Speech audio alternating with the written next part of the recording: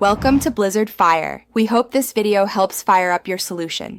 In this video, I will show you how to add your bank account to Charles Schwab. First, log in to your Schwab account using either the website or the mobile application. Once logged in, navigate to the Move Money section.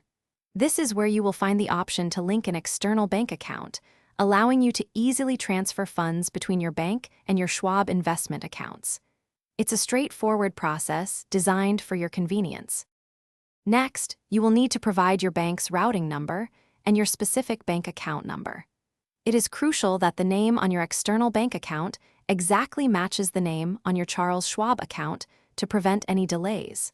Take a moment to carefully review all the information you have entered to ensure it is completely accurate before moving forward with the submission.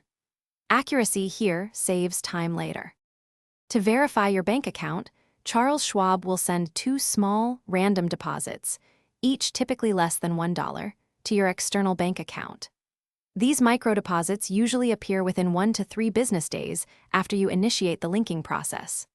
Once they arrive, you will need to return to the Schwab platform and enter the exact amounts of these deposits to confirm your ownership of the bank account. After successfully verifying the microdeposits, your bank account will be fully linked and ready for use with Charles Schwab.